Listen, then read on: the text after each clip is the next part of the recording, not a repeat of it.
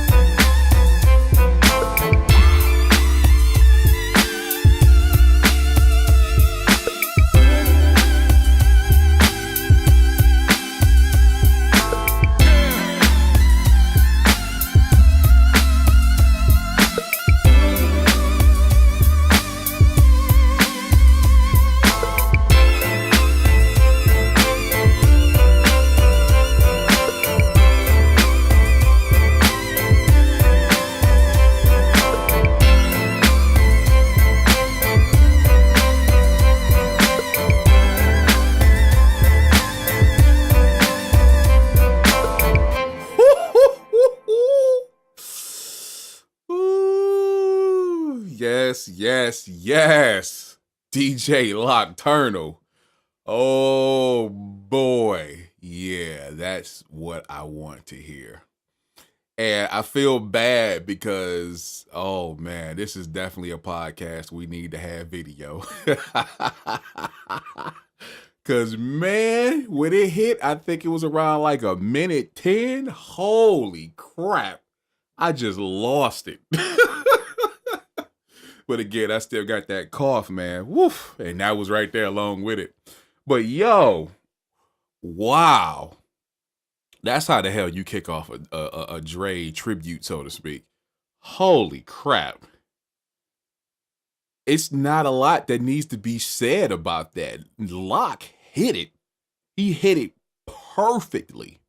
Like, he hit the G-Funk era Dre, as well as the, I guess you could say, the 2001 Dre. I'm talking about, you know, the different era. So the Chronic Dre and the 2001 Dre. He hit both of those perfect in that one track. And some people would say it's the same, but I still think it's a slightly different era between the two. But man, drums on point, bass on point, the actual patterns, the instrumentation, all of that was solid. And then hits you with the classic, that bell. Oh boy, that was awesome, my man. Thank you, Locke. Thank you. All right, moving on to my man. We haven't heard from since the season debut or premiere. My man representing Amsterdam, Blackmonk. Let's go, man.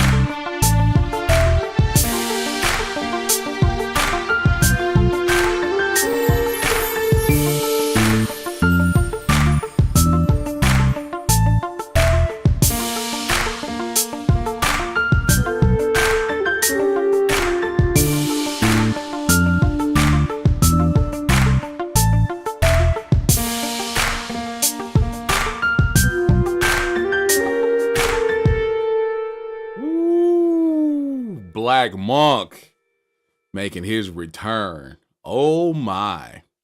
Now, before we go any further, I know people are probably sitting there. It's a couple of you sitting there face scrunched up like, well, the only thing he did was took Boss's life. Let me tell you something. If you know anything about Dre, you know that he kept it very Dre. What do I mean by that? Dr. Dre is very known for what we call interpolating, meaning taking something that was used as a sample that somebody played in some original music and having somebody replay it and then putting other elements on top of it and turning it into a new song, as opposed to just sampling it. And that's exactly what Monk did. Major props for that alone, because he hit the notes perfectly for the piano part in Boss's Life, which is one of my favorite songs. Shout out to Nate Dogg, who actually did the video version of that, as opposed to Akon, who did the record version. Rest in peace to Nate Dogg.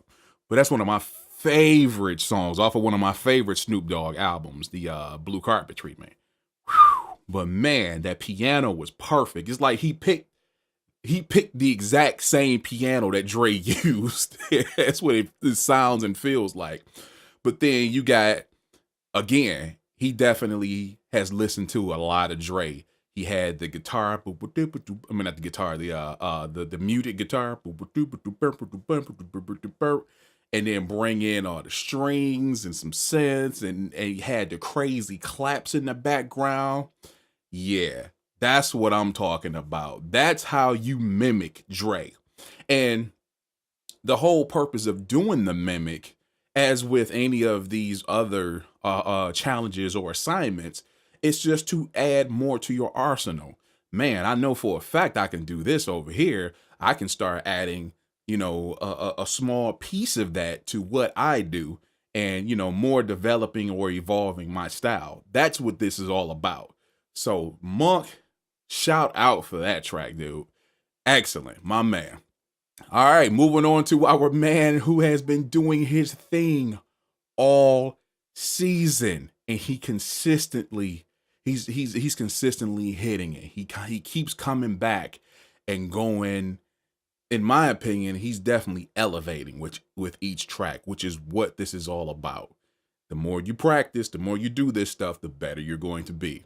So we're about to listen to my man JSP8. Let's go.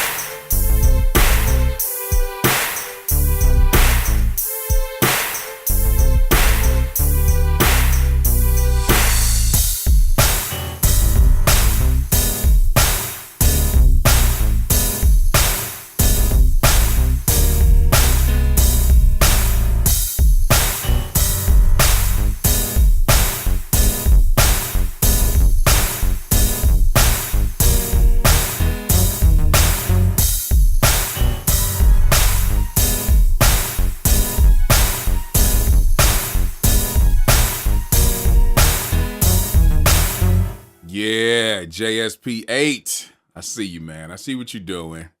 All right, let's unpack that. That definitely needs to be talked about a little bit. So, first off, great effort, my man. I see exactly where you were going with that. Did have some issues that we need to talk about. Let's do it right now.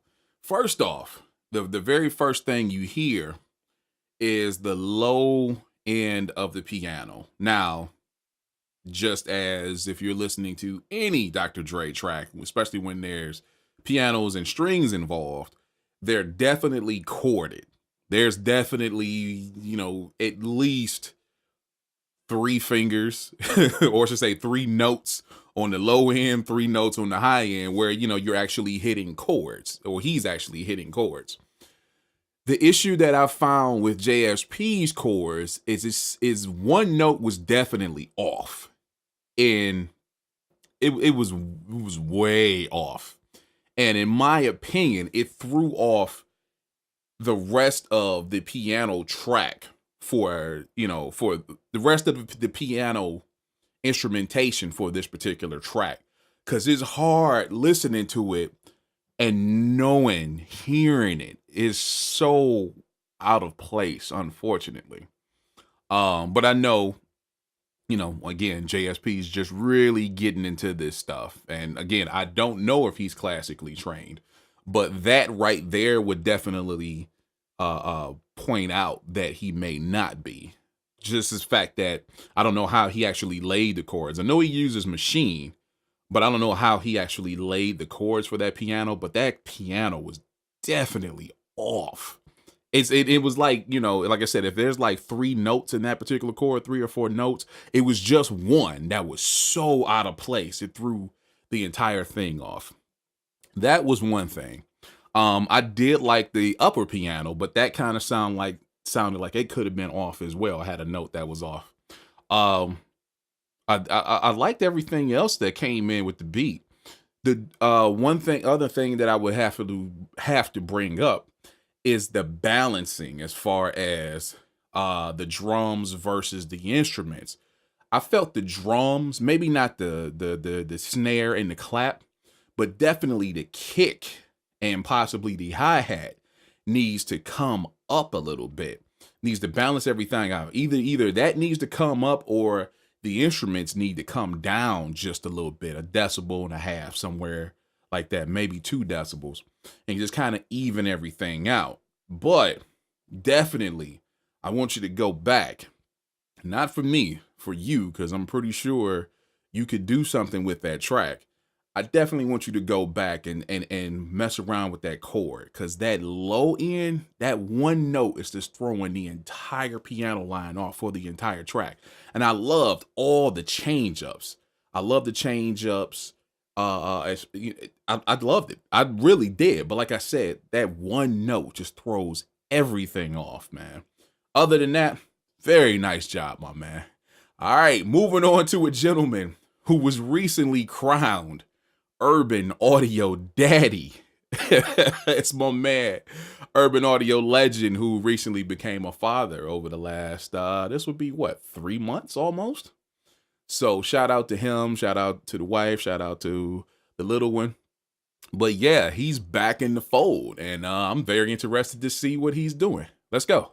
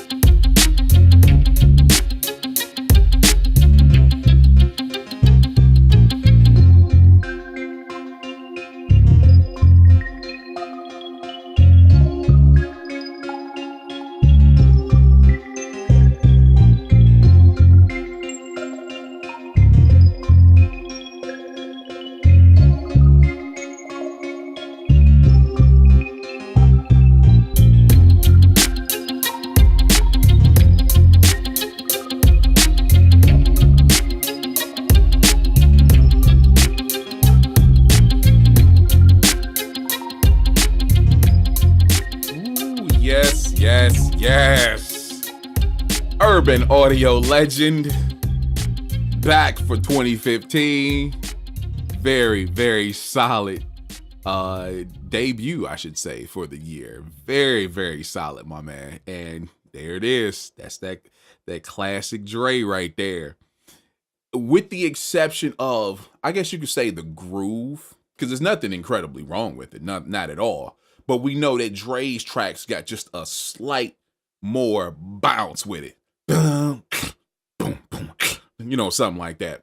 But other than that, classic, perfect. I really enjoyed that.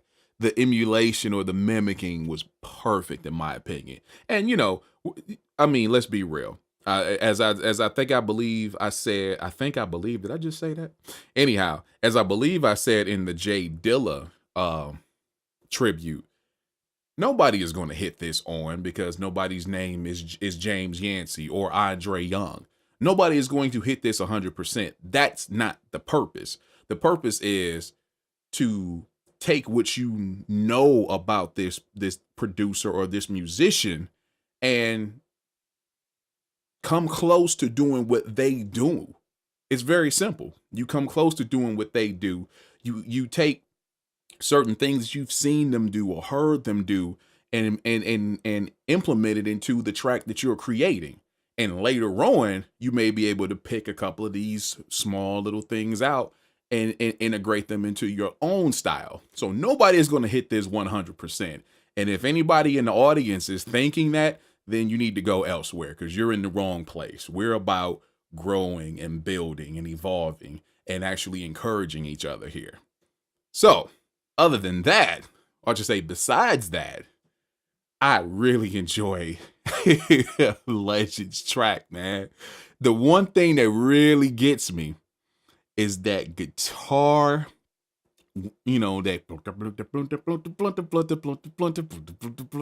oh man, that is one of my favorite elements of a Dre track, besides like the pianos and the strings and stuff. But when he gets that going in his tracks, get that vamping going, yo. Whew. Nice. Excellent job, my man. All right, let's take it down to Florida.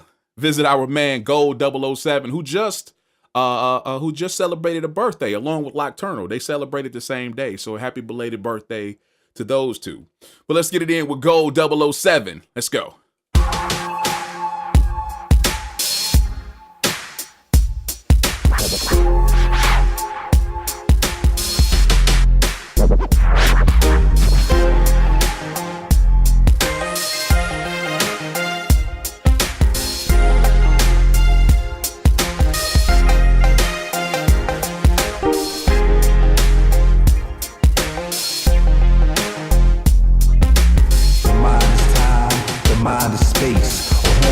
Bass rush for minds to taste. The mind is time, the mind is space. A horn rush, a bass rush for minds to taste.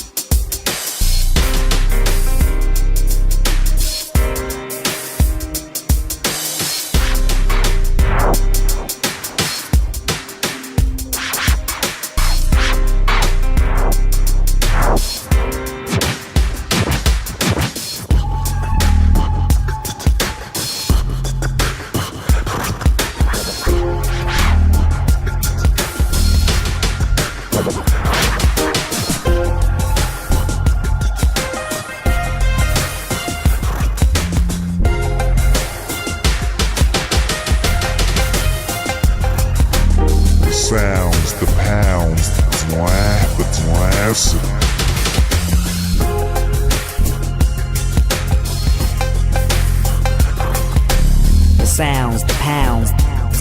Classic.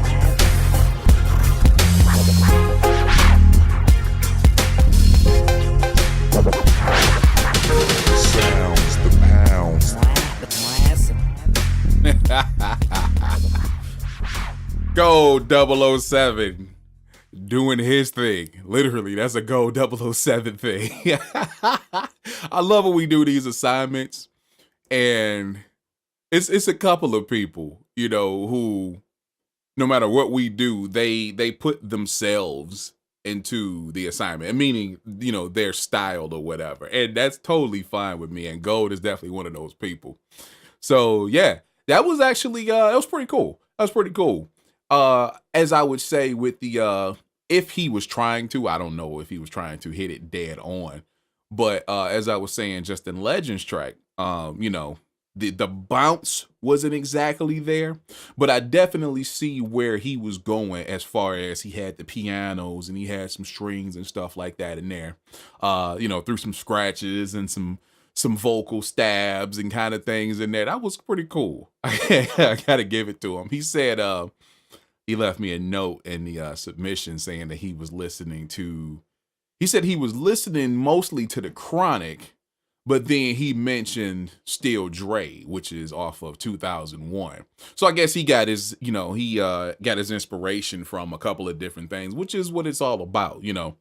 When we do these mimics, and I definitely reinforced it this time, you know, I'm going to pick somebody who has a catalog, a legacy, you know, somebody who's been around for some time. So, you know, I'm not going to pick somebody who's only been on the scene, say like 5 years.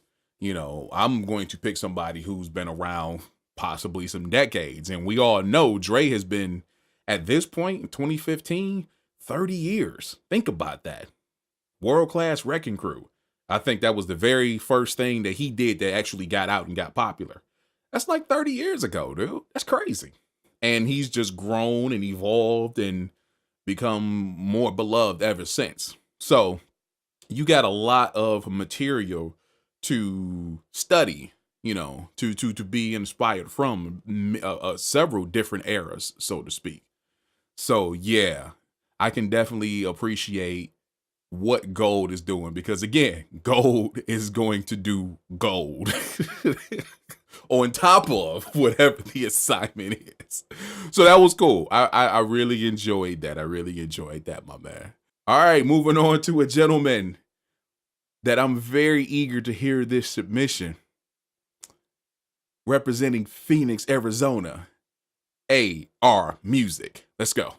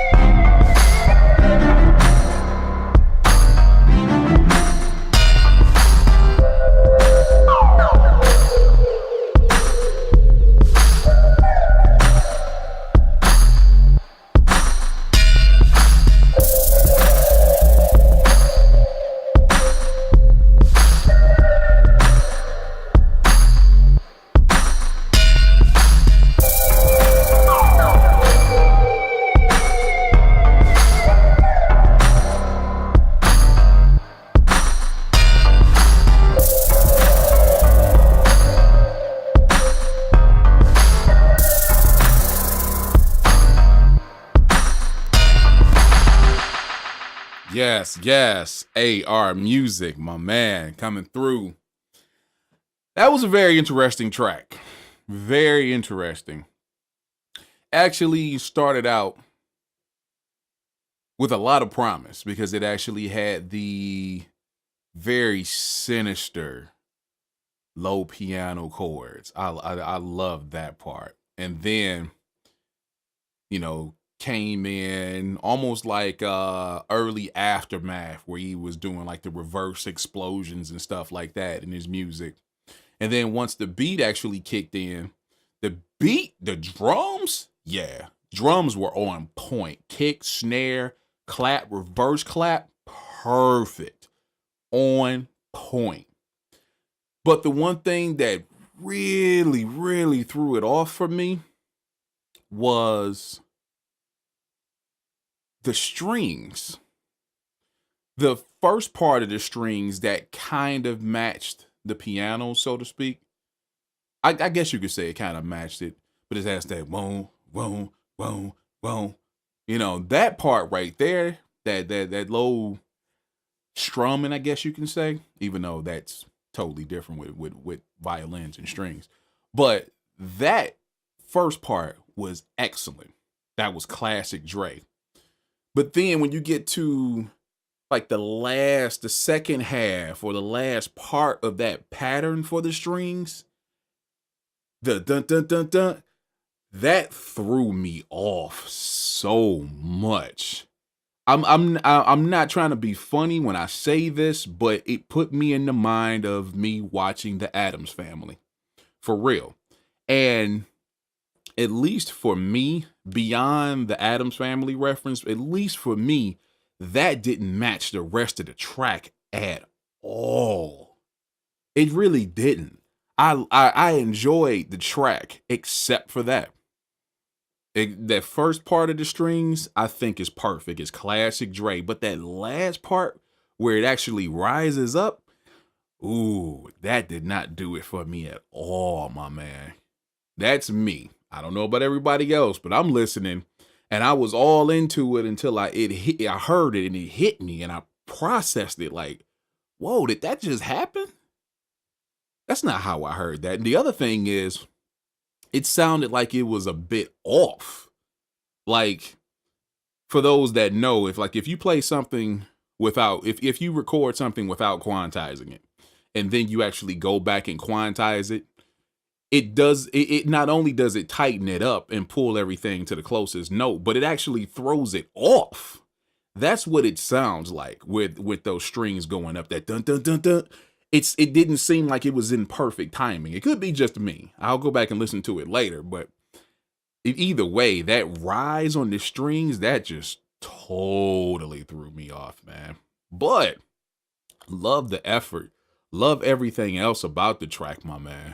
So, I don't know how you feel. I would definitely recommend going back and at least, as I've said many, many times, getting to the podcast, getting played on a podcast is not the final destination of these tracks.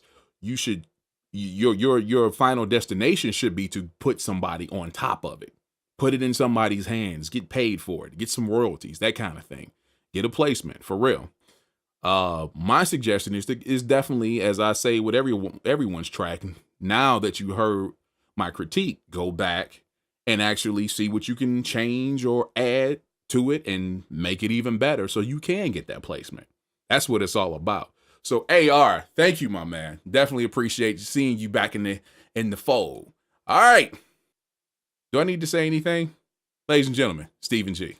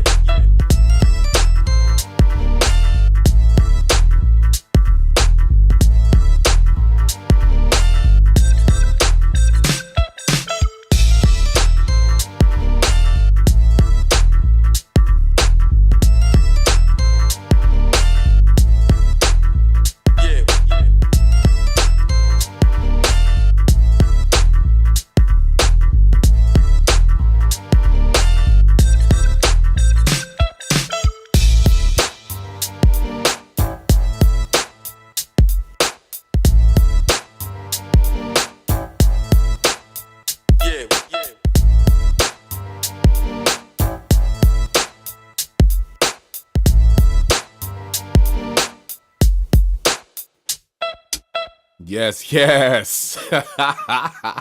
The Potsdam beat banger, Stevan G, with his submission. Yeah, I like that. I like that.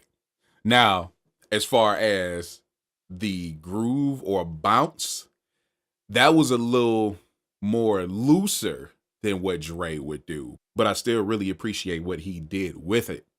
For real. That would be with his, he actually put some swing on it, a little bit more swing on it than Dre would in his tracks. But again, very acceptable. I really liked it. I liked it. He kept it pretty short, you know.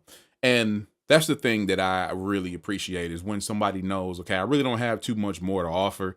Let me just keep it short, as opposed to, you know, the submission time. I tell people to do 2 minutes, 30 seconds or less. And I've seen people who don't have anything but like one pattern, maybe two, they'll extend it out to 2 minutes, 30 seconds, but you don't have anything else to offer past the first 60 in most cases. If that's the case, just keep it short. And I'm not taking anything away from Stevan G at all. In fact, I'm praising him because he even said he didn't have a lot of time to work on it, but you can see what he did in that amount of time. I really appreciate it. I think it was pretty solid. So yeah, it kept it short. Loved the drums. Again, it was more swing than Dre's, but I appreciated the swing. It's Stevan G doing a Dre track. What are you going to tell him? What are you going to tell anybody else that's in this podcast about, well, you can't do a Dre track like that? No. That's not even the purpose. But I really enjoyed that. I love the bass, you know, and then I'm pretty sure I heard some piano stuff in there. But I know for a fact he had a couple of like orchestral samples in there, especially once it got to right after the 40-second mark and then went into that whole movement chorus, I guess you could say. That was dope. That was very dope. The only thing I could say that I really was hoping, because that was, you know, a shorter part, I was hoping once that part repeated that he would have actually played some more strings on top of it and just make it swell just a little bit more. But I really, really, really enjoyed that track, Steven. Trust me, I did. That is very, very solid, my man. And I'm glad this is 3 weeks in a row that he's been back rocking with us. So keep it going, man. All right, let's move it on back up to Detroit. Man, this is going to be a good closing. So first up, my man, your man, who has been killing it, who just actually celebrated a year. So shout out to my man, Mr. Wallace, and let's see what he did for his submission. Man, it's hot as hell. Turn off the heater then, nigga. You know what I'm saying? Hell yeah. You kind of fucked up, huh? Crazy, all that was 2 phonies. Oh, what? 2 balls of eyes, baby. Yeah, he real fucked up, nigga. Fucked. I'm tired of him. Get your ass up out the car, nigga. Get the fuck out. Break yourself, nigga. Break yourself. This bitch. Get your motherfucking ass up out the car. All right, nigga, chill. Can't get out the car, man. So, Nigga, don't make me rush you. Get your ass up out the car. Get up out the car. all right. Get up. All right, nigga, I'm coming. Yeah, nigga, I got you all right. Get your motherfucking ass up out the car now.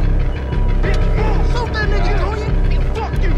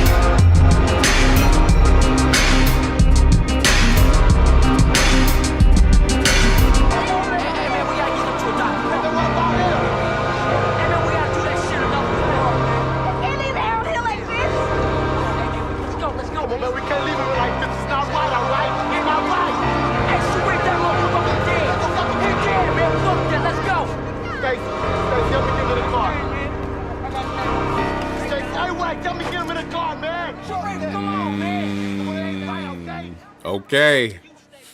Mr. Wallace.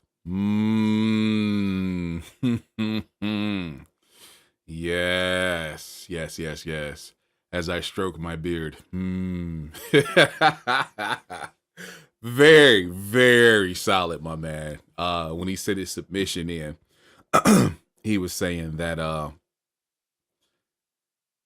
if you are of age, you remember the Murder Was the Case soundtrack, which was the Snoop Dogg. They actually made a short film based on his song from Doggy Style, Murder Was the Case. But Murder Was the Case, the movie actually had a soundtrack that was just incredible. It had Death Row could do no wrong at that time, and they did not for at least a couple more years. But there was a song on Murder Was the Case called Natural Born Killers, which was Dr. Dre and Ice Cube. And if you were around at that time, if you paid attention to, you know, like Source Magazine, I don't know if Double XL was out back then. I doubt it. But there was a lot of talk that Dre and Cube were going to do an album together called Helter Skelter. I don't know if that was just going to be the name of the album or the name of their group. Then again, now that I think about it, there was a Helter Skelter. That was Buckshot's people. All right. Moving on. Anyway, that was supposed to happen. Never did. Mr. Wallace said that was one of the things he was really looking forward to that never did happen. And this is a track that he would have liked to heard on that album, or I should say inspired by that concept. And I think it was really solid. If I'm not mistaken, that was samples from Menace to Society. I think it was. And that was very solid, very, very solid how he used that, because he used it in Dre fashion. Dre probably would not have used like a movie sample, but he would have had somebody play out a script on there. So that was very solid. But I like the feel of it. I like the groove. I like the intro, the actual build up of the song, the breakdown. That was very dope. The only thing I was kind of hoping for, same thing with Stevan G's, is in that last part, that last full part where everything was in. I was kind of hoping for, you know, if we're going off of Natural Born Killers, I was hoping for just a little bit more sinisterness on like synths or the strings or whatever on that last part right before the song ended. But still, very, very solid track. Cannot take anything away from Wallace. How? How? This doing a disservice to society. So thank you for that, my man. All right, moving on to a gentleman who has been bringing it this year as well. Killing it every time he's been turning into submission. Took a week or two off. Now he's back. The partner of Mr. Wallace, my man, MICnotes. Let's get it in.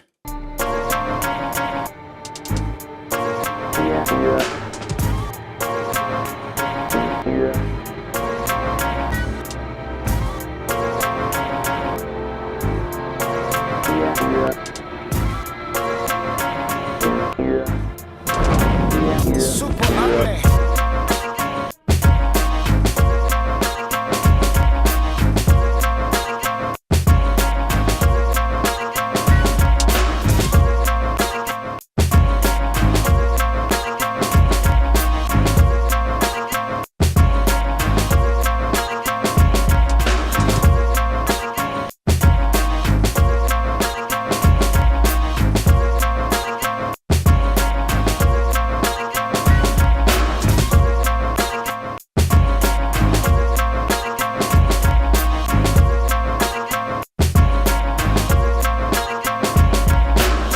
For me, it's like this. I can't go in the studio in the frame of mind like, okay, I'm gonna top the first Chronic, anything like that. I'm just gonna go in and do my thing. And I have the same frustration that I had when I was doing the first album, because there's a lot of people out there talking shit about, oh, he ain't gonna be able to do it again. Oh, he's falling off. I ain't falling off shit, but diving boards, straight up.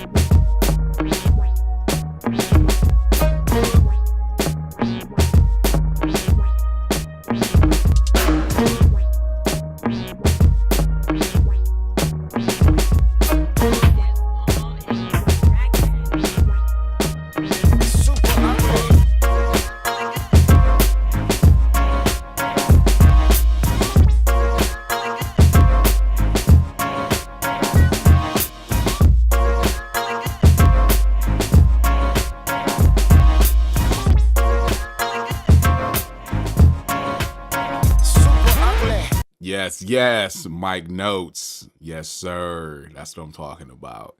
As MICnotes, if you have not paid attention, as everyone else at CMA does, but MICnotes definitely has his own style. His beats sound like no one else. That's definitely not an insult to him or anyone else at CMA. This is exactly what it should be like. Your beats should have its own signature, and his beats definitely have that. So I'm listening to this joint. I'm like, yeah, this is a MICnotes track, but he's definitely channeling Dre on some of the more hype tracks. Now, understand what I just said. Some of the more hype tracks that Dre did in the early 90s, be it, with Ends for Life from NWA, or really moving into when he did the Deep Cover soundtrack, and then he moved into the Chronic. That's more where I heard that's where I think he was channeling that particular Dre, especially with the selection of drums and the pattern, that kind of thing. Especially if you listen to the Deep Cover soundtrack. There was some tracks on there that were nasty. I don't think got the proper credit. But another thing I really like about Notes is he's mostly a sampler. And he sampled, of course, you had the Dre monologue in the very middle of the track, but he actually sampled a couple of elements of other Dre tracks and kind of replayed them, chopped them a little bit, replayed them a little bit, and made them fit. His beats are so freaking unique. It's ridiculous, man. And I really, really, really like what he is doing. I really do. Mike, continue doing what you're doing. My only thing that I would say for that, but once again, I know you're really not an instrumental or an instrumentation type person. Definitely, if there was a little more instrumentation on top of that, even if it was just stabs, especially, how Dre does, that would have definitely brought a little bit more to the track. Not to say the track is whack at all, because it's not lacking at all. But I think that would have just brought it out a little bit more. But man, I'm loving what you're doing, and continue doing it, my man. All right, and now to the grand finale, to a track that I'm very interested in hearing, simply because I kind of know a little history behind it. And we had some issues where we had to go back and forth and had to get it resubmitted a couple times. But closing out his first show is my man, Sho-Nuff. Let's do it.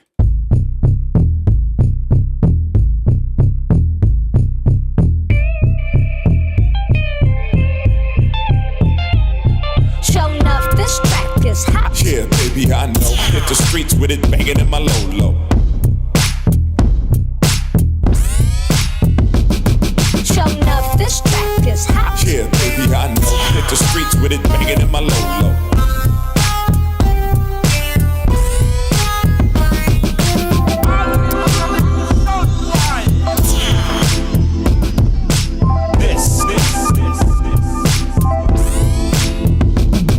Like this. Like this. This track is hot. Yeah, baby, I know. Hit the streets with it banging in my low.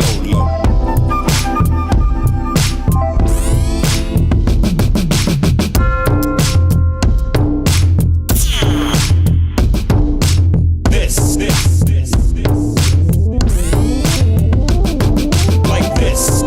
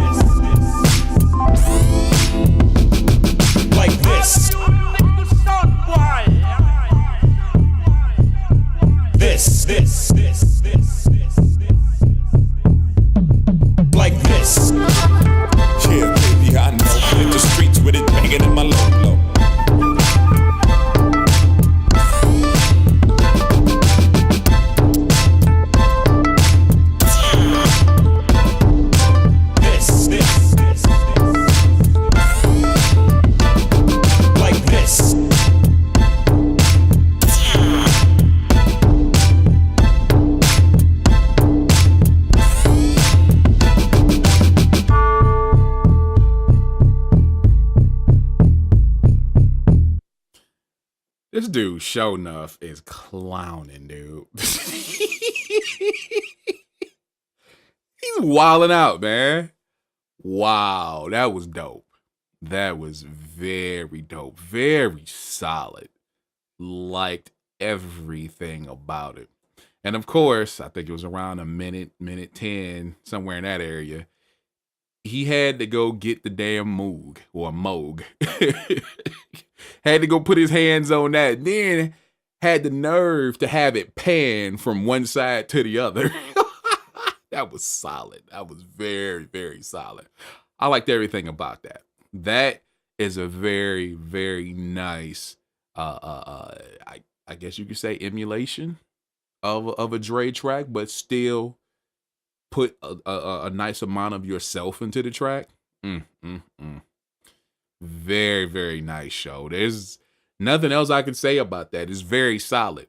And I think it's getting to a point now where cats are just like, Sho, would you stop? If you've been to the website, and especially like on last week and the week before, and you read some of the comments on the podcast that he's been on, cats are like, oh, would you mind not making hits?